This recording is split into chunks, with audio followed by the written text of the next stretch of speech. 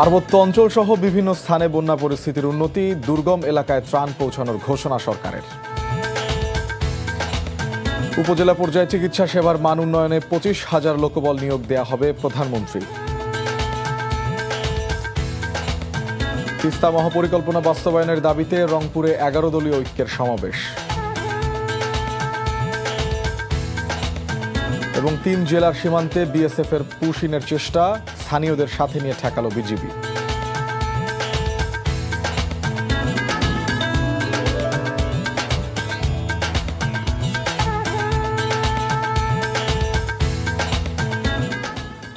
আসসালামু আলাইকুম, মোর্শেদ শোভন স্বাগত জানাচ্ছি এনটিভির দেশের খবরে। দেখছিলেন আই গ্যাস ইউনাইটেড শিরোনাম, এবারে পুরো খবর। বৃষ্টিপাত কমে যাওয়ায় বন্যা পরিস্থিতির উন্নতি হতে শুরু করেছে পার্বত্য চট্টগ্রাম অঞ্চল সহ বিভিন্ন এলাকায়। তবে এখনও পানিবন্দী লাখ লাখ মানুষ। সড়ক, উপসড়ক, ঘরবাড়ি ও ফসলি জমি তলিয়ে অবর্ণনীয় দুর্ভোগে পড়েছে সব এলাকার মানুষ। ইমরুল কায়েসের ডেস্ক রিপোর্টে বিস্তারিত। চারিদিকে পানি দেখে মনেই হতে পারে বিস্তীর্ণ জলরাশির মাঝে ছোট ছোট দ্বীপ। চট্টগ্রামের 6টি উপজেলার বন্যা পরিস্থিতি ভয়াবহ রূপ নিয়েছে। ফলে দক্ষিণ ও উত্তর চট্টগ্রামে 7.5 লাখ মানুষ পানিবন্দী হয়ে পড়েছে। ঘরবাড়িতে পানি ঢুকে যাওয়ায় অবর্ণনীয় দুর্ভোগে পড়েছে এসব এলাকার মানুষ। বাড়ি ঘর তো থাকি না পারে, ফাট পালং ফিরিজ একবারে সম্পূর্ণ কিছু বেগিন আর নষ্ট। এখন আমাদের ওখানে প্রায় 70-80% ঘর কি মানে ওই খাঁচা ঘর সব পড়ে গেছে। তার টানে দুয়ার রান্না করিও তো হানি পারে, দুয়ার রান্না করিও হানি পারে বাজি চুলা তুলুক দগে বেগিন আর অনেক কষ্ট আছে আর বাসির দে বাজি। জেলার এখন পর্যন্ত 670টি আশ্রয়কেন্দ্র খোলা হয়েছে। এসব আশ্রয়কেন্দ্রে আশ্রিতদের দেয়া হচ্ছে শুকনো খাবার। বান্দরবনের ধীর গতিতে পানি কমলেও ভারী বৃষ্টিতে মুহূর্তে প্লাবিত এলাকাগুলোতে পানি বেড়ে যায়। জেলার সঙ্গে সারা দেশের সড়ক যোগাযোগ এখনও স্বাভাবিক হয়নি। গতকালকে পানি কমে গেছিল, এরপরে ঘন্টা 2 ঘন্টা পরে আবার রাত থেকে আবার পানি আস্তে আস্তে বৃদ্ধি পেয়েছে। পানি উঠছে, আমাদের অনেক কষ্ট হইতেছে, না পাচ্ছি আমরা খাওয়ার পানি, না পাচ্ছি আমরা কোনো। দীঘিনালা ছাড়া খাগড়াছড়ি জেলার বন্যা পরিস্থিতির উন্নতি হয়েছে। নিম্নাঞ্চল থেকে পানি নামছে, তবে দীঘিনালার সাথে রাঙামাটির লংগদু উপজেলার সড়ক যোগাযোগ এখনো বন্ধ রয়েছে। এখানে প্রায় 50 কিলোমিটার মতো পানিবন্দী এবং বিপুল পরিমাণে ফসলি জমি এখানে পানি নিচে তলায় গেছে। বন্যার কারণে আমাদের ঘর বাড়ি নিচে, আমরা নিচের বাড়িতে হয়ে অন্য এক বাড়িতে অবস্থান করতেছি। এদিকে রাঙামাটি জেলায় নতুন করে কোথাও পাহাড় ধসের ঘটনা না ঘটলেও ভারী বর্ষণ ও পাহাড়ি ঢলে বাঘাইছড়ির মারিশা এলাকায় প্রধান সড়কের বড় একটি অংশ ধসে পড়েছে। ফলে বাঘাইছড়ির সাথে খাগড়াছড়ির সড়ক যোগাযোগ সম্পূর্ণ বিচ্ছিন্ন রয়েছে। কক্সবাজারের চকরিয়া, পেকুয়া ও মাতামুহুরী উপজেলার বন্যা পরিস্থিতির অবনতি হয়েছে। 5 দিনে টানা বর্ষণ ও পাহাড় থেকে নেমে আসা ঢলের পানিতে তলিয়ে গেছে বিস্তীর্ণ এলাকা। পানিবন্দী লাখো মানুষ। টেকনাফের সঙ্গে যোগাযোগ বন্ধ রয়েছে সেন্ট মার্টিন দ্বীপের। আমাদের এখন জলবদ্ধতার কারণে বারলিয়া নগর থেকে মেইন রোড আসাটা এমন যে সমস্যা হয়ে গেছে। কারণে আর ডুবে গিয়ে আর বাড়িতে আনতে পারি আর আশ্রয় কেন্দ্র থাকি গিয়ে। উজানের পাহাড়ি ঢলে মৌলভীবাজারের রাজনগর ট্যাংরা ইউনিয়নের মনু নদীর 2টি স্থানে বাঁধ ভেঙে বিস্তীর্ণ এলাকা প্লাবিত হয়েছে। হবিগঞ্জে বন্যা পরিস্থিতির ধীরে ধীরে উন্নতি হচ্ছে। খোয়াই নদীর বাঁধ ভেঙে প্লাবিত হওয়া অন্তত 50টি গ্রামের পানি কমতে শুরু করেছে। তবে দুর্ভোগ কমেনি পানিবন্দী মানুষের। Imrul Kayes, NTV news desk. দর্শক, এই মুহূর্তে বান্দরবানের সবশেষ পরিস্থিতি জানাচ্ছেন আমাদের স্টাফ করেসপন্ডেন্ট আলাউদ্দিন শাহরিয়ার। আমরা যুক্ত হচ্ছি আলাউদ্দিনের সাথে। আলাউদ্দিন, বান্দরবানে বন্যা পরিস্থিতির এই মুহূর্তে কি অবস্থা? সারা দেশের সাথে সড়ক যোগাযোগ ব্যবস্থা স্বাভাবিক হয়েছে কিনা? না, আসলে গত 3 দিন ধরে বান্দরবানের সাথে সারা দেশের সড়ক যোগাযোগ বিচ্ছিন্ন রয়েছে। গতকালকে দিনের বেলা বৃষ্টিপাত একটু কম হওয়ার কারণে রাতের দিকে হালকা পানি কমলেও গতকালকে রাতে এবং সকালের বৃষ্টিতে আসলে বন্যা পরিস্থিতির খুবই অবনতি হয়ে গেছে। বান্দরবান বলা চলে একটা মহা দুর্যোগ ব্যবস্থাপনা চলছে। সকাল থেকে বিদ্যুৎ নেই। এছাড়া রাঙামাটি সড়ক যোগাযোগ যেটা ছিল আমার সেটাও বিচ্ছিন্ন, সেখানে একটা ব্রিজ ভেঙে গেছে। এছাড়াও শহরের রাঙামাটি যাওয়ার পথে সড়কের 3-4টি স্পটের মধ্যেও পানি উঠেছে। বলা চলে যে বান্দরবানের সাথে এখন কোথাও কানেকশন করার কোনো জায়গা নেই। একটা এলাকা থেকে আরেকটা এলাকা যাওয়ার পরিস্থিতি নাই। প্রত্যেকটা সড়কই আসলে ব্লক হয়ে গেছে পানিতে আর কি। যে এলাকাতে আছে ওই এলাকাতেই অবস্থান করছে আর কি। তা আশ্রয়কেন্দ্রতে কিছু মানুষ উঠেছে, যাদের সাথে আমরা গিয়ে কথা বলেছিলাম নৌকা যুগে গিয়ে। তারা যেটা বললো আসলে এখানে থাকার ব্যবস্থা আমাদের ঠিকই হয়েছে, কিন্তু আসলে যেখানে খাবার তারপর বিশুদ্ধ পানি এই জিনিসগুলো আসলে খুবই সংকট দেখা দিয়েছে। আর প্রশাসনের থেকে আসলে তারা চেষ্টা করছে আসলে, কিন্তু যোগাযোগ ব্যবস্থা একদম না থাকার কারণে আসলে এখানে একটা ভয়ানক পরিস্থিতি সৃষ্টি হয়েছে আর কি। বান্দরবান এখন আসলে পুরা দেশ থেকে এখন বিচ্ছিন্ন একটা এলাকা হয়ে গেছে। সবচেয়ে খারাপ জিনিস হলো এখন বিদ্যুৎ নেই বান্দরবনে, যার কারণে আসলে মানে আরো ব্যবস্থা খুবই খারাপের দিকে যাচ্ছে। আর বৃষ্টিপাত অব্যাহত রয়েছে বান্দরবনে। এই লামা উপজেলার সাথে আমরা কথা বলেছিলাম, লামা এবং আলীকদম উপজেলারও সেখানে বন্যা পরিস্থিতির অবনতি হয়েছে। বান্দরবান শহরের আসলে পানিটা যেটার বৃষ্টি এখানে কম হলো থানসি, রোমা এবং রংছড়ি তিনটি উপজেলায় বৃষ্টিপাত হওয়ার কারণে ওইখানে নদীতে সাঙ্গু নদীতে ওই পানিগুলো বান্দরবানে এসে জমা হওয়ার কারণে আসলে বান্দরবানের পরিস্থিতিগুলো পানি কন্টিনিউ বাড়ছে আর কি। আমরা সকাল থেকে যেটি হিসাব করলাম, সকাল থেকে প্রায় 3-4 ফিট পানি গতকালকে থেকে বেড়ে গেছে, যার কারণে আসলে শহরের প্রত্যেকটা এলাকার মধ্যে রাস্তাঘাট চলাচলের প্রত্যেকটা স্পটই বন্ধ হয়ে গেছে। কোন এলাকাতে দর্শক, আমরা জানছিলাম বান্দরবনের বন্যা পরিস্থিতির খবরাখবর। সরকারের পক্ষ থেকে চট্টগ্রামের বন্যা পরিস্থিতি বিবেচনা করে দুর্গম এলাকা পর্যন্ত ত্রাণ পৌঁছে দেওয়ার উদ্যোগ নেওয়া হয়েছে। ইতোমধ্যে 500 মেট্রিক টন চাল বরাদ্দ দেওয়া হয়েছে। প্রয়োজনে তা আরও বাড়ানো হবে বলে জানিয়েছে দুর্যোগ ও ত্রাণ প্রতিমন্ত্রী ইকবাল হোসাইন। সকালে চট্টগ্রাম সার্কিট হাউসে জেলার বন্যা পরিস্থিতি নিয়ে আলোচনা সভায় এসব কথা বলেন তিনি। চট্টগ্রামের জন্য আমরা কিন্তু এই পর্যন্ত 500 মেট্রিক টন চাল দিয়ে দেওয়া হয়েছে। তাদের হাতে বুঝে এখনো 200 মজুদ আছে। লাগলে যদি লাগে বলার সঙ্গে সঙ্গে আমরা পাঠাই দিতে পারবো। আশ্রয় কেন্দ্র আছে 650, সবগুলি ভরে নাই, 2-একটা বোধহয় খালি আছে। দেশের চিকিৎসা ব্যবস্থায় জনগণের পুরোপুরি আস্থা ধরে রাখতে চিকিৎসকদের সহযোগিতা চাইলেন প্রধানমন্ত্রী তারেক রহমান। রোগ প্রতিকারের চেয়ে প্রতিরোধ বেশি জরুরি বলেও মনে করেন প্রধানমন্ত্রী। সেজন্য জীবনযাপন প্রক্রিয়া সম্পর্কে সচেতনতা বৃদ্ধিতে সরকার কাজ করবে বলে জানান তিনি। ঢাকা মেডিকেল কলেজের 81তম প্রতিষ্ঠা বার্ষিকীতে যোগ দিয়ে তিনি এসব কথা বলেন। রিপোর্ট করেছেন জাহিদ রহমান। শনিবার ঢাকা মেডিকেল কলেজের 81তম প্রতিষ্ঠা বার্ষিকীতে যোগ দেন প্রধানমন্ত্রী তারেক রহমান। কলেজ ক্যাম্পাসে শহীদ মিলন চত্বরে পায়রা ও বেলুন উড়িয়ে অনুষ্ঠানে উদ্বোধন করেন প্রধানমন্ত্রী। পরে সেখানে গাছের চারা রোপণ করেন প্রধানমন্ত্রী। এ সময় সরকার প্রধানের পাশে ছিলেন তার সহধর্মিণী ডাক্তার জুবাইদা রহমান। মাননীয় প্রধানমন্ত্রী জনাব ডিএমসি অডিটোরিয়ামে বাংলাদেশের স্বাস্থ্য ব্যবস্থার আধুনিকায়নে মত বিনিময়ে অংশ নেন প্রধানমন্ত্রী। ঢাকা মেডিকেল কলেজের সাবেক শিক্ষার্থী ও প্রধানমন্ত্রীর সহধর্মিণী ডাক্তার জুবাইদা রহমান বলেন, চিকিৎসা বিজ্ঞান জ্ঞান হলেও এই পেশার ভিত্তি মানবিকতা। চিকিৎসা বিজ্ঞানের অগ্রযাত্রা যতই প্রযুক্তি নির্ভর হোক না কেন, তার কেন্দ্রবিন্দুতে সবসময় মানুষই থাকবে।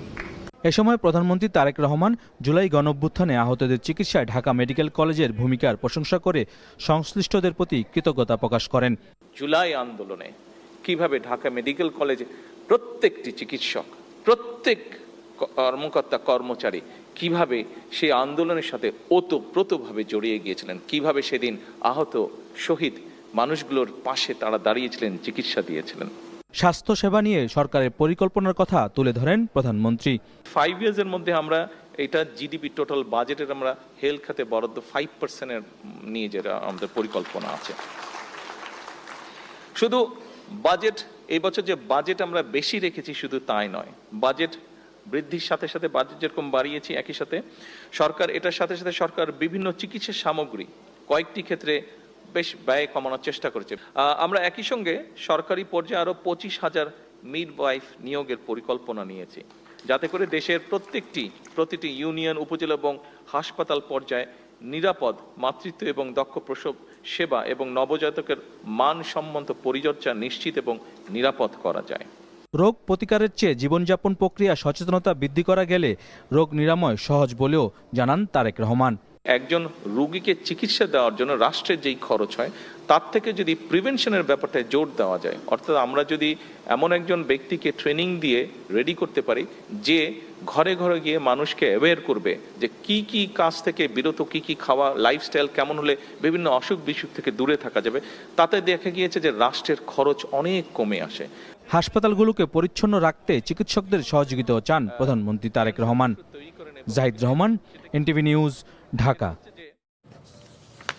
জামায়াতে ইসলামের আমির ও জাতীয় সংসদের বিরোধী দলীয় নেতা ডাক্তার শফিকুর রহমান বলেছেন, 11 দলীয় জোট জনগণের সাথে বেইমানি করবে না, যে কোনো মূল্যে গণভোটের রায় বাস্তবায়ন করা হবে। বিকেলে রংপুর জিলা স্কুল মাঠে 11 দলীয় ঐক্যের বিভাগীয় সমাবেশে প্রধান অতিথির বক্তব্যে এসব কথা বলেন তিনি। তিস্তা মহাপরিকল্পনা বাস্তবায়নের কার্যকর ব্যবস্থা গ্রহণ, সীমান্ত হত্যা ও পুশিন বন্ধ করা এবং জনদুর্ভোগ নিরসনের দাবিতে এ সমাবেশের আয়োজন করে 11 দলীয় ঐক্য।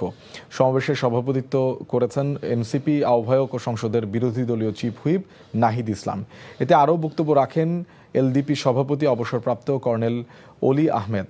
রংপুর নগরীর জিলা স্কুল মাঠে দুপুরে বিভাগের বিভিন্ন জেলা ও উপজেলা থেকে নেতাকর্মীরা খণ্ড খণ্ড মিছিল নিয়ে সমাবেশের স্থলে আসে। দেশে লোডশেডিংয়ের কঠোর সমালোচনা করে কুমিল্লা 4 আসনের সংসদ সদস্য ও এনসিপির দক্ষিণাঞ্চলের মুখ্য সংগঠক হাসনাত আব্দুল্লাহ বলেন, সরকার ইরান যুদ্ধের অজুহাতে জ্বালানি তেলের দাম বাড়ালেও এখনও পর্যন্ত বিদ্যুৎ সংকটের কার্যকর সমাধান করতে পারেনি। বিকেলে চাঁদপুরে জুলাই পদযাত্রা শেষে তিনি এসব কথা বলেন। এখন এই সরকার ক্ষমতায় আসার পরে ইরানে যুদ্ধের দোহাই দিয়ে জ্বালানি তেলের দাম বৃদ্ধি করলেও এখনো পর্যন্ত লোডশেডিং এর সমস্যা সমাধান করতে পারেনি। সরকার 6 মাস অতিবাহিত হলেও এই 10 লাখ কর্মসংস্থান নিশ্চিত করার কথা থাকলেও এখনো পর্যন্ত একটা কর্মসংস্থানও নিশ্চিত করা হয় নাই। দিনাজপুর, জয়পুরহাট ও লালমনিরহাট সীমান্ত দিয়ে 10 জনকে পুশিনের চেষ্টা চালিয়েছে বিএসএফ। ভোরে জয়পুরহাটের পশ্চিম রামকৃষ্ণপুর সীমান্তে 2 নারী সহ 3 জনকে পুশিনের চেষ্টা চালায় বিএসএফ। তবে বিজিবি ও স্থানীয় গ্রামবাসীদের বাধায় বিএসএফের সেই চেষ্টা ব্যর্থ হয়েছে। সীমান্তে বিজিবি সতর্ক অবস্থানে রয়েছে। এদিকে ভোরে লালমনিরহাটের পাটগ্রাম উপজেলার ধবলসুতি সীমান্ত দিয়ে 3 নারীকে বাংলাদেশে পুশিনের চেষ্টা চালায় ভারতীয় সীমান্তরক্ষী বাহিনী। তবে বিজিবির প্রতিরোধে তারা ব্যর্থ হয়েছে। অপরদিকে দুপুরে দিনাজপুর সদর উপজেলার দাইনুর সীমান্তে বিএসএফ 4 জনকে পুশিন করলে তা প্রতিহত করে বিজিবি। বর্তমানে শূন্য রেখায় অবস্থান করছে তারা। প্রধানমন্ত্রী তারেক রহমানের নির্দেশে ঢাকা আরিচা মহাসড়কের পাশে আবর্জনা পরিষ্কার ও দুর্গন্ধমুক্ত করার কাজ শুরু হয়েছে বলে জানিয়েছেন স্থানীয় সরকার প্রতিমন্ত্রী মীর শাহে আলম। দুপুরে ঢাকা আরিচা মহাসড়কের সাভারের ভাঙা ব্রিজ এলাকায় মহাসড়কের ময়লা পরিদর্শন শেষে সাংবাদিকদের সাথে আলাপকালে তিনি একথা জানান। বলেন, সাভারবাসী যেন ময়লা দুর্গন্ধের হাত থেকে রেহাই পায়, এজন্য নানা পদক্ষেপ হাতে নেওয়া হয়েছে। এছাড়া মহাসড়কে কেউ নতুন করে ময়লা ফেললে তার বিরুদ্ধে কঠোর ব্যবস্থা নেওয়া হবে। পরে তিনি সাভারের আলমনগর এলাকায় আমিনবাজার রাজস্ব সার্কেলের কার্যালয় পরিদর্শন করেন। শিক্ষামন্ত্রী ডক্টর আ.ন.ম এহসানুল হক মিলন বলেছেন, শিক্ষার মান উন্নয়নে সরকার নানা পদক্ষেপ হাতে নিয়েছে, যাতে ভবিষ্যতে নিয়ম বহির্ভূত কোনো কাজ না হয়। সকালে সাভারের ঘোড়াপীর মাজার এলাকায় গণবিশ্ববিদ্যালয় দিবস উপলক্ষে আলোচনা সভায় যোগ দিয়ে তিনি এসব কথা জানান। মন্ত্রী বলেন, চট্টগ্রামে বন্যা দুর্গত এলাকায় যেসব প্রতিষ্ঠানে শিক্ষার্থীরা পরীক্ষা দিতে পারেনি এ বিষয়ে খোঁজ খবর নেওয়া হচ্ছে এবং যথারীতি সময় তাদের পরীক্ষা নেওয়া হবে। এ সময় ঢাকা 19 আসনের সংসদ সদস্য ডাক্তার দেওয়ান মোহাম্মদ সালাউদ্দিন বাবু, গণবিশ্ববিদ্যালয়ের উপাচার্য প্রফেসর ডক্টর আবুল হোসেন উপস্থিত ছিলেন।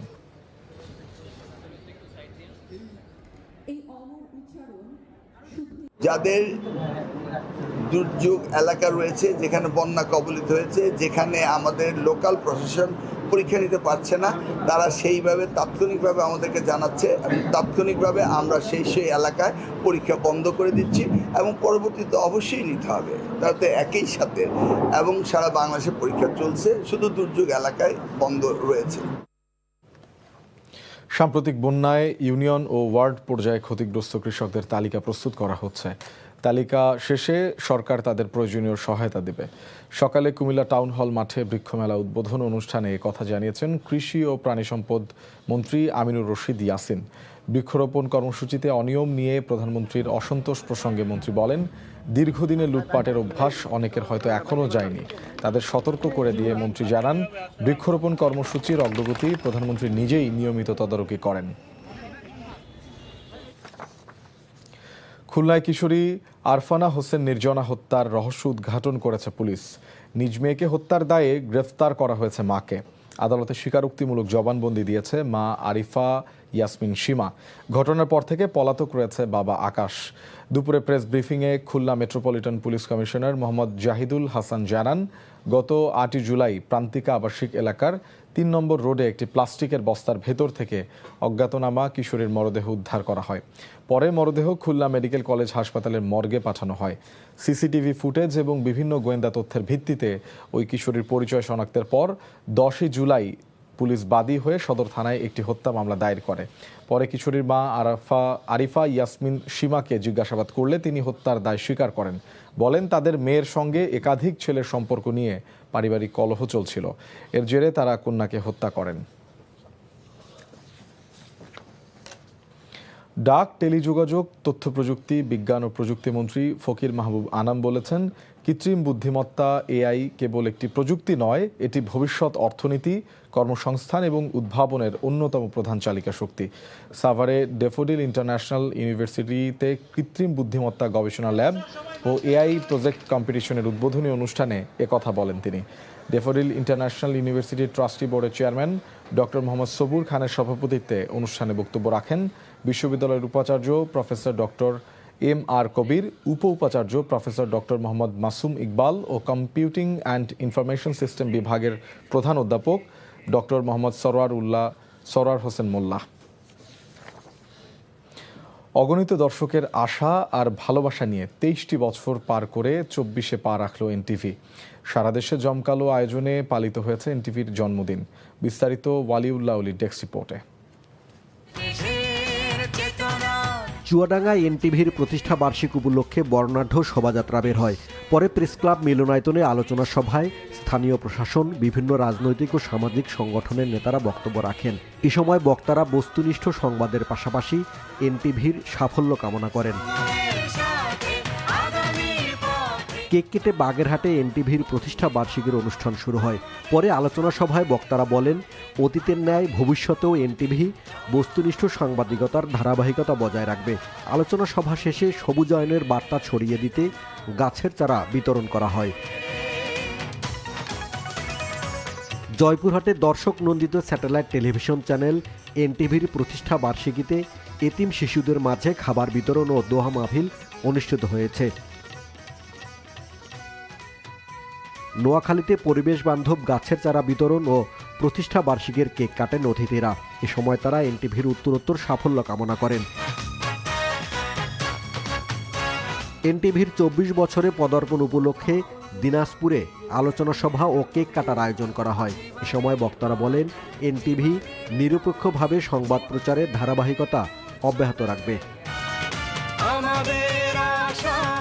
এনটিভির 24 বছরে পদার্পণ উপলক্ষে বেনাপোলে উৎসব মুখর পরিবেশে কেক কেটে কর্মসূচির উদ্বোধন করেন স্থলবন্দরের কর্মকর্তা ও বিভিন্ন পেশার মানুষ। পরে আলোচনা সভায় বক্তারা এনটিভিতে প্রচারিত বস্তুনিষ্ঠ সংবাদ আগামীতেও বজায় থাকবে বলে প্রত্যাশা করেন। NTV news desk. মুন্সিগঞ্জে 24 লাখ টাকার সয়াবিন তেল ডাকাতির ঘটনায় 2 জনকে গ্রেফতার করেছে পুলিশ। পুলিশ জানায়, 665 কার্টুন সয়াবিন তেল বোঝাই একটি কাভার্ড ভ্যান নারায়ণগঞ্জের সোনারগাঁ থেকে যশোরের উদ্দেশ্যে রওনা করে। কাভার্ড ভ্যানটি মুন্সিগঞ্জের শ্রীনগর উপজেলার শোলঘর এলাকায় পৌঁছালে গতিরোধ করে একদল ডাকাত। এ সময় ডাকাতরা চালক ও হেলপারকে জিম্মি করে কাভার্ড ভ্যান সহ প্রায় 24 লাখ টাকা মূল্যের সয়াবিন তেল ডাকাতি করে পালিয়ে যায়। ঘটনার পর অভিযান চালিয়ে গাজীপুরের টঙ্গী এলাকা থেকে 2 ডাকাতকে গ্রেফতার করে পুলিশ। পূবালী ব্যাংক পিএলসির রাজশাহী অঞ্চলের উদ্যোগে ক্যাশলেস রাজশাহী শীর্ষক সচেতনতামূলক অনুষ্ঠান ব্যাংকের রাজশাহী অঞ্চলের 14টি ইলেকট্রনিক বুথের ভার্চুয়াল উদ্বোধন করা হয়। সকালে নগরীর একটি অভিজাত হোটেলের সম্মেলন কক্ষে অনুষ্ঠানে প্রধান অতিথি হিসেবে উপস্থিত ছিলেন ভূমিমন্ত্রী মিজানুর রহমান মিনু।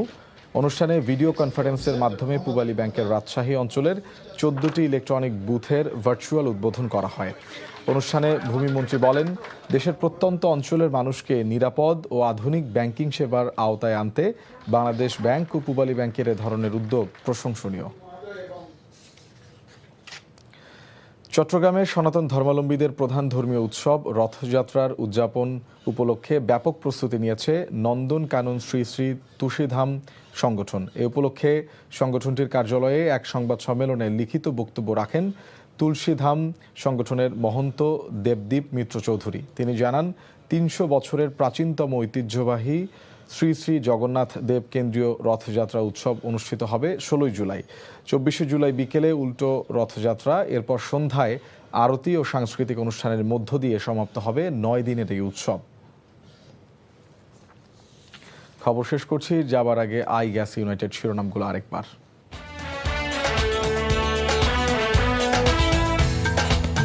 পার্বত্য অঞ্চল সহ বিভিন্ন স্থানে বন্যা পরিস্থিতির উন্নতি, দুর্গম এলাকায় ত্রাণ পৌঁছানোর ঘোষণা সরকারের। উপজেলা পর্যায়ে চিকিৎসা সেবার মান উন্নয়নে 25,000 লোকবল নিয়োগ দেয়া হবে প্রধানমন্ত্রী। তিস্তা মহাপরিকল্পনা বাস্তবায়নের দাবিতে রংপুরে 11 দলীয় ঐক্যের সমাবেশ এবং 3 জেলার সীমান্তে বিএসএফ এর পুশিনের চেষ্টা, স্থানীয়দের সাথে নিয়ে ঠেকালো বিজিবি। এই ছিল দেশের খবরে। এই খবরে ভিডিও সহ আপডেট জানতে ভিজিট করুন এনটিভি অনলাইন www.ntvbd.com। এছাড়াও এনটিভির জনপ্রিয় সব অনুষ্ঠান ও খবরের আপডেট জানতে ভিজিট করুন আমাদের ইউটিউব ও ভেরিফাইড ফেসবুক পেজ। 6টায় ইভিনিং নিউজ দেখার আমন্ত্রণ রইল। ধন্যবাদ সবাইকে।